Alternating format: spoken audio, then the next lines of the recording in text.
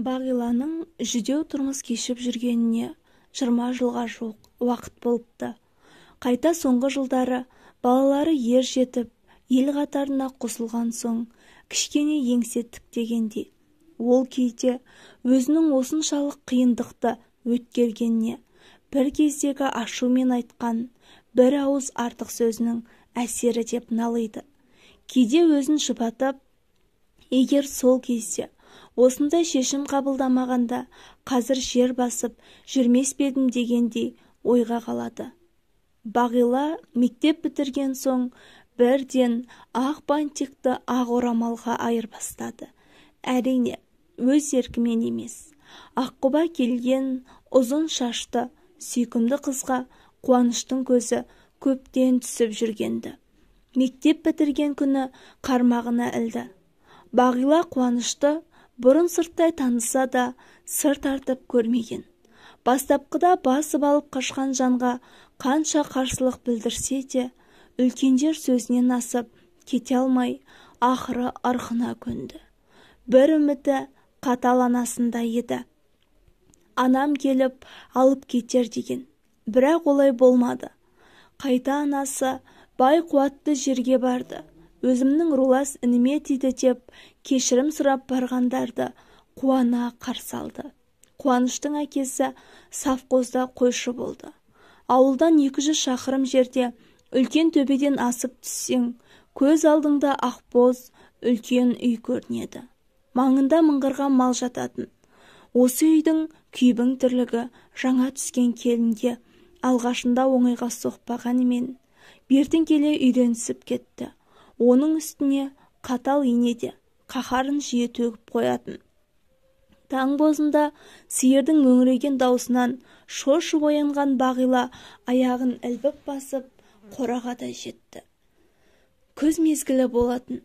Түнде көзін кешілсе де, таңда соққан салқын самал ұйқысын ашып жібереді. Желіні сыздаған сиырлар да ерік берер емес, ышқынып тұр. Бұзауларды бауырына салғанда ғана басылды. Бағила біртіндеп бұзауы еміп, желіні жұмсарған сиырларды сауып жатыр. Дала түгел тыныш. Ара гідік үрген иттің ғана үні шығады. Сосын шелекке түскен сүттің даусы естіліп тұр. 15 сиырды сауып болғанша күнде ұясынан қылт етіп шыға келді. Қазір асықпаса қайынатасы тұрады. Сүт толы шелектерін кезек-кезек көтерген Бағила қос сарайынан қарай жүгірді. Сүтті үлкен шөген қазанға құйды да, астына сексеуілдің ұнтағы мен малдың тезегін салып қайната бастады. Дереу самаурынды шығарып, құдық басынан су тартып әкеліп, әп-сәтте 2 иығын бұлғақтатып қайнатып қойды. Әне-міне дегенше үйдің үлкендері оянып, тысқа шыға бастады. Елгезек келін ыстық суын дайындап, дастарханын жайнатып, әдетінше жаңа піскен сүттің қаймағына атасына талқан былғап, әзір етіп қойды. Жаңа түскен келін таңертең үйдің үлкендеріне иіліп сәлем салып болған соң, бәрі дастархан басына жайғасты. Өркенің өссін, балам, деді атасы, келінінің ұсынған кесесін ұстап жатып. Осы жердегі әдемі сыйластықты кілт бұзылғандай. Енесі қанымша, тағы да бұзауға әлің келмей емізіп алған жоқсың ба? Сүтті жақсылап сүзіп, астын басып ұзақтау қайнаттың ба? Мына қаймағыңа қарасам, аз қайнаған сияқты ғой. Жоқ апа, бұл жолы бәрін сіз айтқандай жасадым. Әй, осы сен өзің неге осы келінге арасында көмектесіп, қолғабыс жасамайсың? Аяғы ауыр ғой, сәл жәрдемдессең болатын еді деп, атасы келінінің сөзін жақтай түсті. Осы мен дәл осындай болып жүргенде біреу маған жәрдемші болып па деді. Толғағым жетіп отырып, түйе сауып отырдық. Қайта әлі түйе сауып жатқан жоқ. Сиыр мен бие сауғанға қиналса, қайдам деп енесі ашулы үнмен келіне бақырайтып көз тастады. Бағила үнсіз. Атасы да кемпіріне қазір тағы бір сөз қарсы айтар болса, ұзаққа кететінін түсініп, әй сенде дегеннен артық сөйлеген жоқ. Арада айлар өтті. Қылышын сүйретіп қыс жетті. Бағиланың босанар жағы да таяп қалды. Қыстаудағы үй үлкен, 3 бөлмелі болғанымен, мұндағы бір бөлмеде ұсақ малдың төлдері тұратын. Қалған 2 бөлмені қоныс қылды. Сол жылы қыс қатты болып, қар қалың жауды. Қуанышпен атасы төлдеген малдардың жағдайын жасап, алысып жүр. Сол күні демалыс болатын. Түс ауа Бағиланың толғағы ұстады. Бірінші баласы болған соң, ол бастапқыда жүктілік кезіндегі ауырсыну болар деп ешкімге айтпай жүре берді. Үйдегілер тегіс малдың қамымен жүріп, бұған мән беріп жатқан адам жоқ. Ауру өтеткен соң енесіне жайлап ескертті. Тұқымың жайылғырау қанша уақыт болды ауырғаныңа? 4-5 сағатқа жуықтады. Ертерек неге айтпайсың? Толғағың басталған ғой, қазір іңір батып кететін болды. Сені енді ауылға қалай жеткіземіз? Жете алмайсың. Өзім туғызып аламын деді. Өзім, Бағила шошып кетті. Бірақ апа сіз, не мен, бала туғызу білмейді дейсің бе?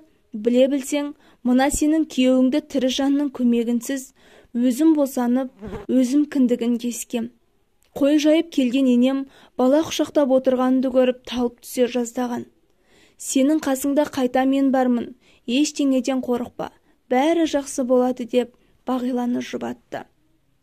Осылай Бағила тұңғыш қызы Жанарды үйде босанды. Кейін енесі рациямен қалаға хабарлап, дәрігерлер тікұшақпен келіп, ана мен баланы ауруханаға алып кетті. Балалы болған соң Бағиланың жұмысы тіпті ауырлай түсті. Соңғы жылдары атасынан да қуат кетті. Күйеуі Қуаныш болса, ащы суға әуес болды. Ішіп келіп қол көтеретінді шығарды. Таң атысымен мал сауудан басталатын Бағиланың тірлігі үй шаруасынан бөлек малдарды құдық басында суарып, қой қырқып, оның жүнін түтіп, ешкі тарап оның қылшығын иіруден қолы бір босамайтын. Қатал енел Қанымша да келінді шаруаға епті етіп ширатап алды. Төркінге жылдап ат ізін салмай кететін. Ол кезде қазіргідей телефон жоқ. Амандығын жолшыбай келіп кеткендерден біліп отыратын. Арада аттай 7 жыл өтіп кетті. Бұл кезде Бағиланың 3-ші перзенті Талғат есімді ұлы өмірге келген болатын. Ал үлкені Жанар қаладағы интернатта оқуда. Қызын қатты сағынған Бағила күйбің тірліктерін шаршаған сол кезде аңғарды. Барып келгісі келсе де енесінен сұрануға батылы бармайтын. Күйеуі де үшеуін тоқтатпады. Бұл кезде атасы бақилық болғанды. Бұрын әкесіне қаймығатын Қуаныш бет бақтырмай білгенін істеп жөніне кетті. Бірде 11 айлық Талғатты қатты ауырды. Кішкентай ғана баланың дене қызуы түспей, күркілдеген жөтелі күннен күнге үдейе түсті. Болмаған соң, атқа шана байлап, баланы орап алып енесі екеуі жақын маңдағы ауылға бағыт алды. Ақпанның аязымен үскірік желі мидай далада бет қаратпай тұр. Десе де, баласы үшін жан ұшырған ананың бұдан басқа амалы жоқ. Итшілеп жүріп ауылға да жетті. Мұндағы дәрігерлер баланың халінің тым мүшкіл екенін айтты. Кеш келдіңіздер дегенде естігенде Бағила көзден парлап аққан жасына ие бола алмады. Ақыр асқынған дерттен Талғатынан айырылып қалды. Көз алдында тәтті қылық шығарып өсіп келе жатқан баланың қазасы мен алыстағы перзентіне деген сағыныш Бағиланың ашу-ызасын шығарғандай еді. Ауыр ойлармен алысып, кереуетке қисая түскені солақ екен. Енесі ас үйдегі ыдыстарға жан біткенде тарс-тұрс еткізіп, шаруа шаршетектен, бірақ демалуға уақыт табылады. Мына түрімізбен бүгін ештеңеге үлгермеспіз. Келін демалып болсаң, бар қорадағы малды жемдеп қайт деді. Жоқ, еш қайда бармаймын. Баратын халім жоқ, шаршап жатырмын. Осы сен не істеп шаршайсың? Енесінің бұл сөзі Бағиланың шамына тиді. Осы кезге дейін бетіне келмей, ләмейім деп сөз қайтармаған келіннің жүрек түкпірінде жинақталған мұңы отты сөздерімен сыртқа төгілді. Орнынан атып тұрды да бар даусымен, бәрінен шаршап кеттім. Осы үйге келгелі көргенім тек қана мал, соның жайы, үйдің тірлігі. Мен де адам баласымын.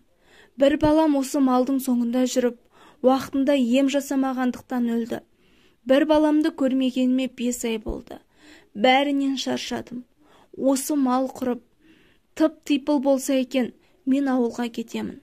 Шыдамның да шегі бар деп, егіліп тұрып жылады.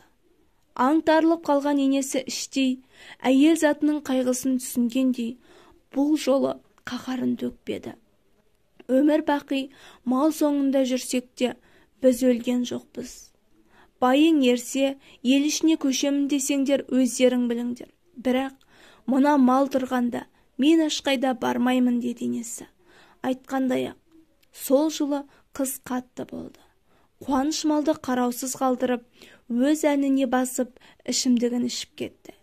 Әйел затына ие бермеген табиғат сол қыста бұлардың малын түгел қырып тастады.